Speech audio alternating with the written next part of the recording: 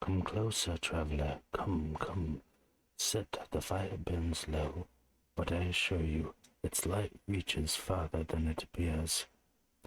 Some truths are not meant for daylight, some wait for walls, and some for silence, but for those willing to listen without flinching, tonight a promise is unwrapped, and with it a road reveals itself. Episode 6. What the Parchment Promised. Dawn had not yet claimed the sky.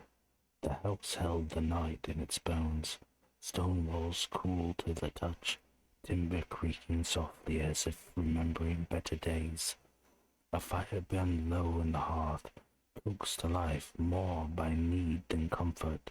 Shadows danced across the room, stretching long and uncertain.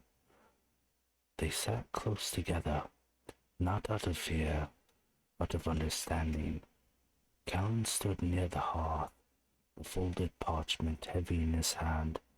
Twine darkened with age bound it tight, fibers worn smooth by years of waiting. He turned it once, then again, as if weighing more than paper. Silas broke the silence first. "Well," he said quietly, "are you going to open it up and read it?" Aaron just stared at the folded parchment in Callan's hand. Lyra nodded. "Yes. Come on, Callan. We need to know what needs to be done to earn this house."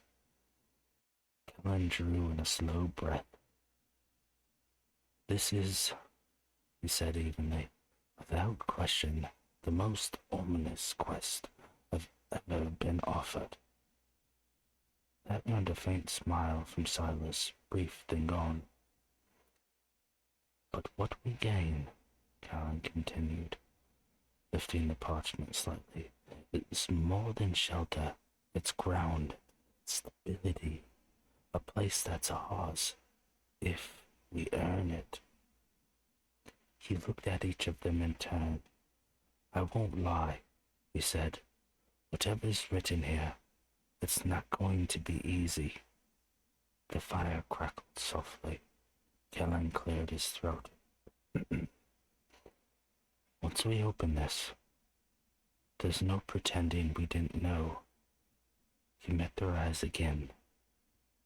"Shall we?" No one spoke. Lyra was the first to nod. Aaron followed with a single word, "Now." Silas leaned back against the wall, arms crossed. "I hate suspense." Callan slowly untied the twine.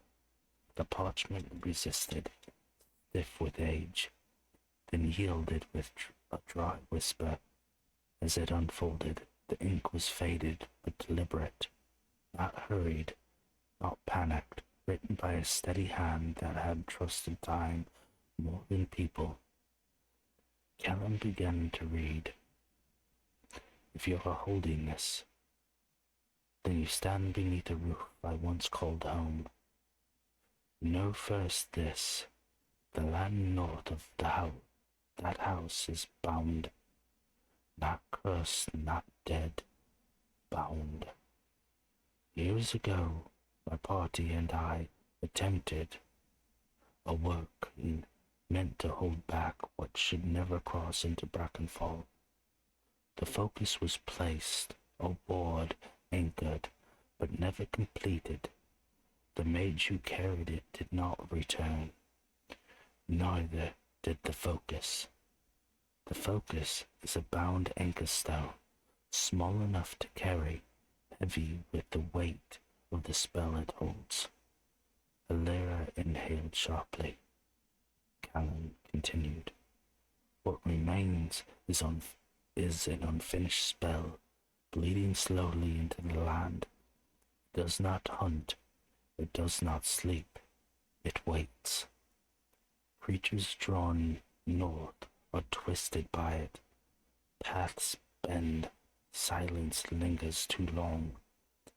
If left untouched, it will eventually fail, and when it does, the ward around the house will fall with it."